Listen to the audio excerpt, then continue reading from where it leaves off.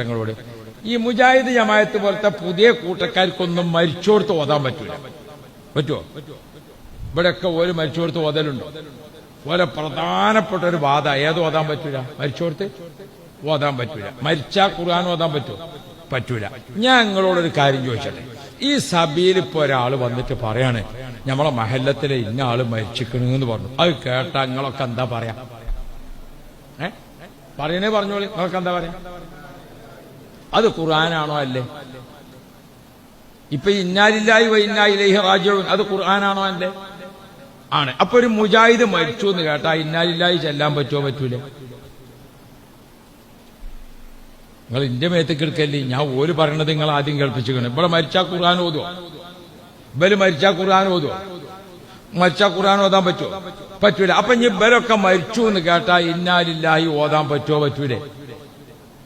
ഇത് ചെല്ലലെപ്പോഴാ? മരിച്ചതിന്റെ പിറ്റേന്നോ തലേന്നോ? അപ്പൊ നമ്മൾ ഈ മുജാഹിദ് ജമാഅത്തിനൊക്കെ എവിടെയെങ്കിലും വെച്ച് കാണുമ്പോ ഒരു ഇന്നാലില്ലാഹി ആണ് ചെല്ലുക. അപ്പൊ എന്തേന്ന് വെച്ചാൽ പറയാം, മരിച്ചാ ഏതായാലും ചെല്ലാൻ പറ്റില്ല, അപ്പൊ എന്നെ കണ്ടപ്പോ ചെല്ലിയെന്നുള്ളൂ എന്ന് പറയും. നിങ്ങൾ ആലോചിച്ചൊക്കെ, നമ്മളിപ്പോ ഇല്ലാത്തത് ഓർമ്മപ്പെടുത്തണ്ട. മരിച്ചാ ഓതാൻ പറ്റുമോ? ലോകത്ത് എവിടെയെങ്കിലും ഉണ്ടോ മരിച്ചാ ഖുർആൻ ഓതാത്തത്? മരണവാർത്ത സ്വീകരിക്കൽ തന്നെ ഖുർആനോട് കൂടെയാണ്. ഇന്നാലില്ലാഹി വ ഇന്നാ ഇലൈഹി റാജിഊൻ അല്ലേ? ഇനി മരിച്ച വീട്ടിലൊക്കെ ഓത്താണ്. മയ്യത്ത് എടുക്കുമ്പോ യാസീൻ. മയ്യത്ത് നിസ്കരിക്കാൻ വേണ്ടി നിന്നാൽ ഏതാ ഓതാ? അൽ ഫാത്തിഹ ഖുർആനാണ് ഓതേണ്ടത്.